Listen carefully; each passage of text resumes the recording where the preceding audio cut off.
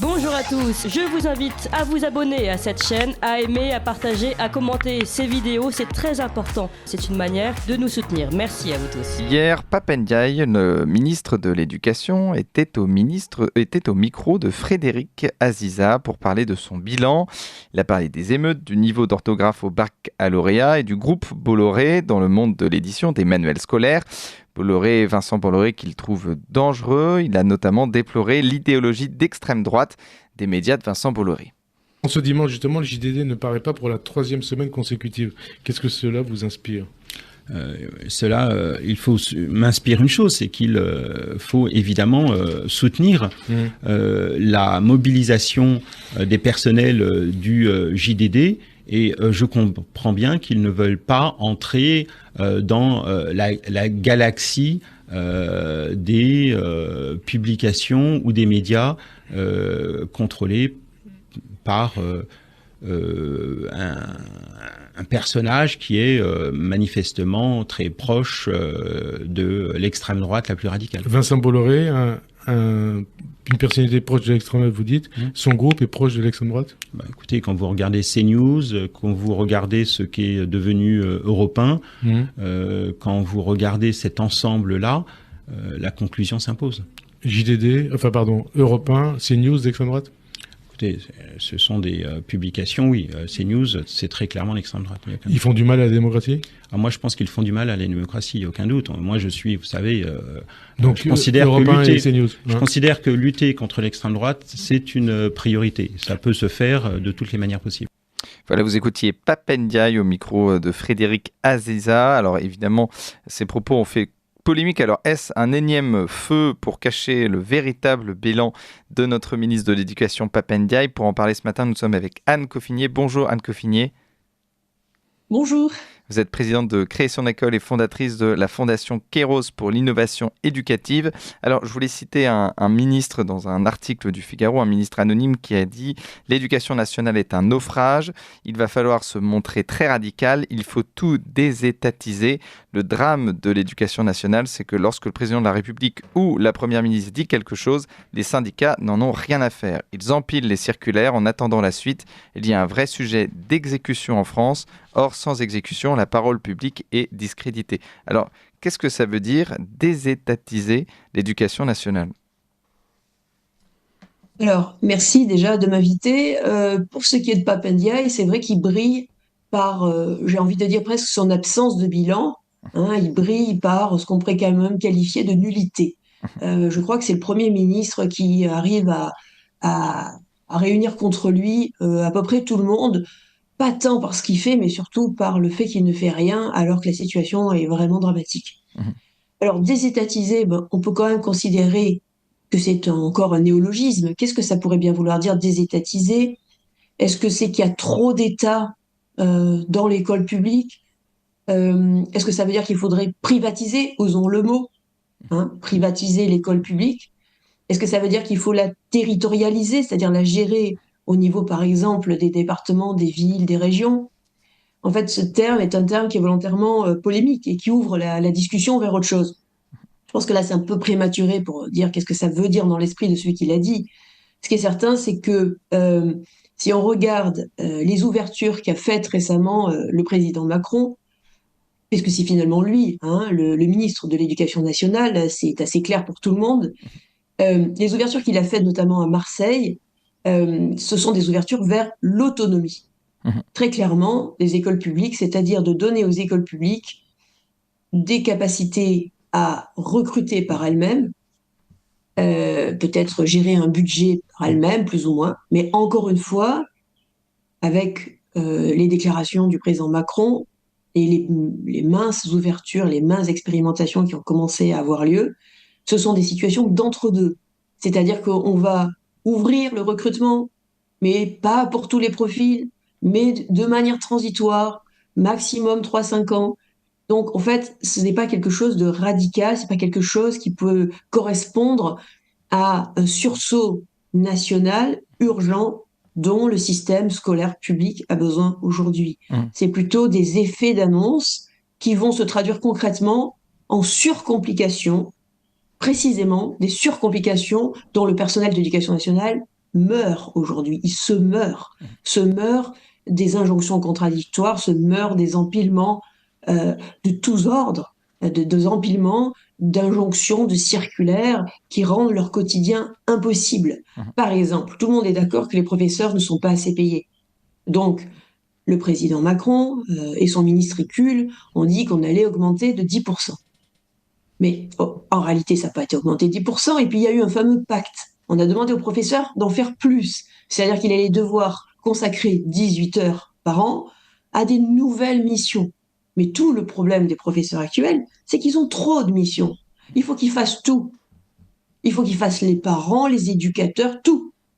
Donc, ce n'est pas en augmentant sous condition avec de nouvelles missions qui servent à cacher à quel point le roi est nu qu'on répond au problème de fond, qui est un problème de paupérisation et de prolétarisation du statut de professeur qui fait qu'aujourd'hui, les meilleurs élèves, les gens les plus motivés, ne vont pas vers l'éducation nationale.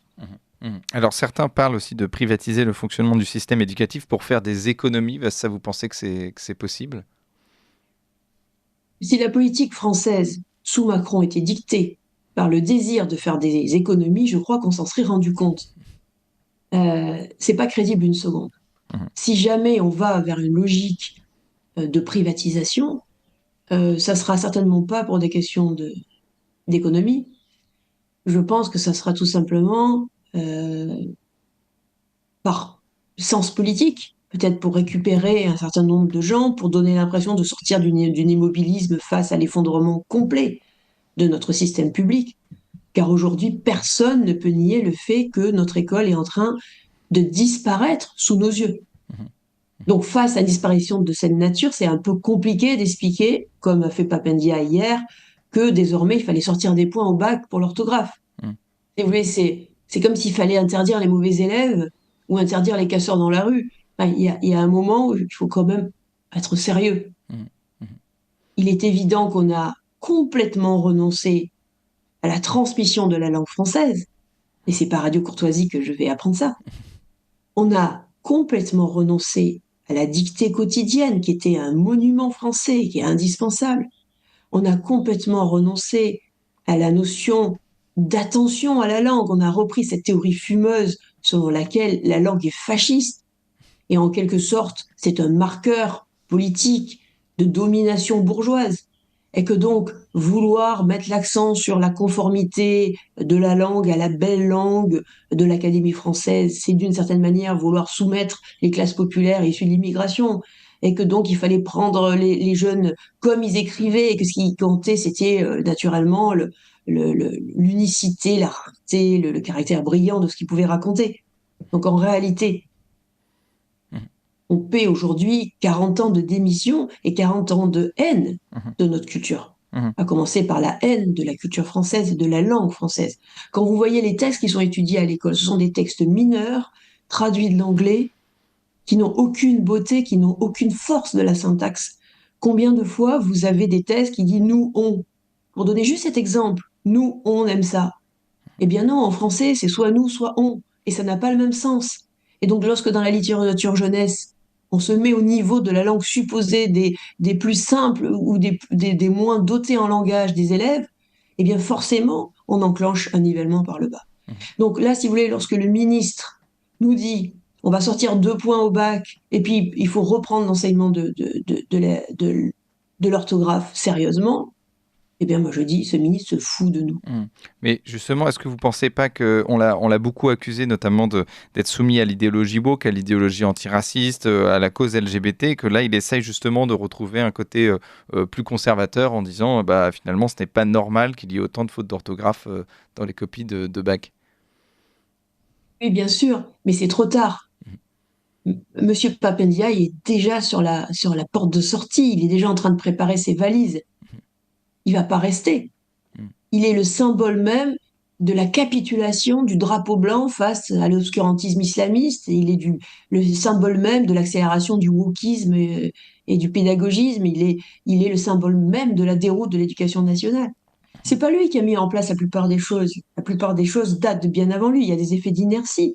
Mais c'est celui qui insiste impuissant à un naufrage absolu. Et en plus de ça, il ne sait même pas parler. C'est quand même invraisemblable de prendre un universitaire qui ne peut pas aligner 3 mots. Oui, donc Pap Ndiaye, donc, on l'a dit, hein, qui est revenu sur les notations à l'école. Donc, et vous pensez que c'est la dernière rentrée de Pap Ndiaye en septembre prochain? Je ne sais même pas s'il va pouvoir faire sa rentrée, déjà. Mhm. Moi, je note que le président de la République fait tout à sa place. J'imagine que la logique serait qu'il nomme Madame Macron comme ministre de l'Éducation nationale. Au moins, on aurait un signal, on va dire, relativement lisible de Euh, l'importance de l'éducation nationale et Madame du Macron fait qu'il faut reprendre les choses en main sérieusement. qui est plus conservatrice d'ailleurs que Pap Ndiaye et qu'Emmanuel Macron d'ailleurs.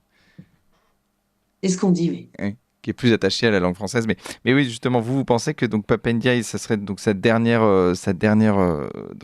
rentrée en septembre. Alors, est-ce qu'il va faire la rentrée? On ne sait pas encore, notamment à cause de son bilan. Alors, il y avait Monsieur Blanquer, juste avant Monsieur Pap Ndiaye, qui était plutôt bien aimé, même au-delà de son camp, à part notamment sur la politique sanitaire ou pour la circulaire Blanquer. D'ailleurs, on en reparlera à 7h45 en table ronde, la circulaire Blanquer qui permettait aux enfants de se faire appeler comme ils voulaient s'ils avaient eu une transition de genre.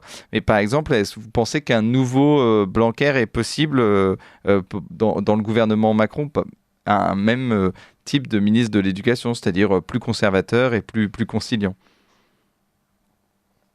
Blanquer n'était pas plus conservateur. Blanquer avait un discours conservateur.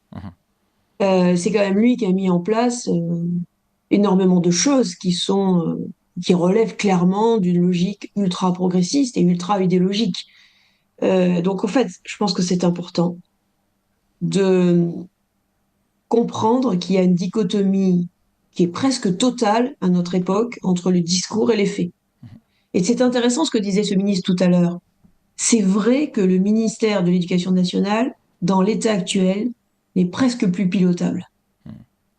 Et donc, un ministre même de bonne volonté, c'était évidemment le cas au début, je pense, de Jean-Michel Blanquer, ça a été le cas de bien d'autres avant lui, je pense à Fillon, je pense à d'autres, les ministres de bonne volonté, je pense à Robien, dont j'ai bien connu l'action, en fait, ne parviennent pas à leur fin.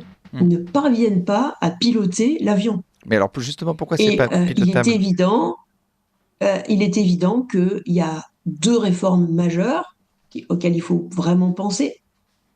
Celle de la place des syndicats et celle de la place du statut de la fonction publique dans l'éducation nationale. Je ne sais pas forcément ce qu'il faut faire, mais tant qu'on contourne ces 2 sujets, on ne fait rien. Parce que vous Il pensez faut vraiment prendre ça, enfin plutôt je vois ce qu'il faut faire, mais c'est trop court là pour expliquer ça, parce qu'en fait, une réforme, c'est un tout. C'est pour ça que c'est particulièrement ridicule quand vous êtes sur la porte de sortie de dire mais si, en fait, il faut sortir 2 points au bac pour l'orthographe. Mais tout s'effondre.